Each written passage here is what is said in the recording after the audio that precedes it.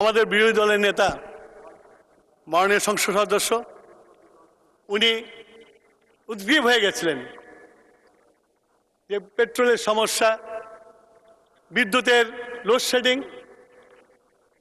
উনি আমাদেরকে বলেছিলেন আমরা একসাথে কাজ করি। আমরা কমিটি করেছিলাম এবং আগামী রোববার দিন আমরা ওই কমিটি নিয়ে বসব। কিন্তু আল্লাহ রহমতে পেট্রোলের লাইন আর নাই, বিদ্যুতের লোডশেডিংও কমে গেছে। আমরা কাজ করছি, চেষ্টা করছি দেশটাকে উন্নতির দিকে নিয়ে যাওয়ার জন্য। আমি যে জায়গায় ছিলাম মাননীয় স্পিকার, আজকে যেমন আমাদের নেতা শহীদ প্রেসিডেন্ট জিয়াউর রহমান এই বাংলাদেশকে টার্ন করে দিয়েছিল, আমরা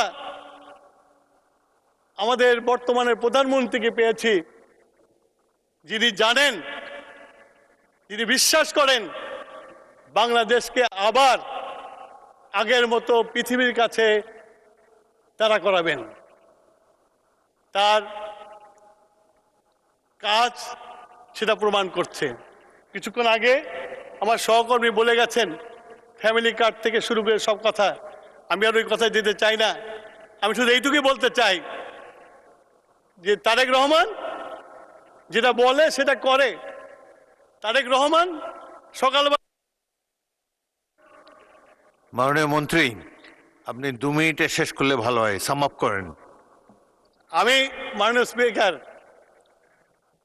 আমি বক্তব্য দীর্ঘায়িত করব না। আমি শুধু এইটুকুই বলতে চাই, আমরা একটা নতুন স্বপ্ন দেখি, একটা নতুন দেশ গড়ার স্বপ্ন দেখি তারেক রহমানের নেতৃত্বে।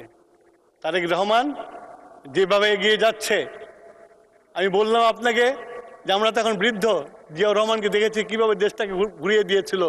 তারেক রহমানও পারবে এই দেশটাকে ঘুরিয়ে দিতে। মাননীয় স্পিকার, এটাই আমাদের বিশ্বাস এবং তারেক রহমানের সাথে আমরা নিরলস পরিশ্রম করে এই দেশটাকে নতুন বাংলাদেশ বানাবো ইনশাআল্লাহ।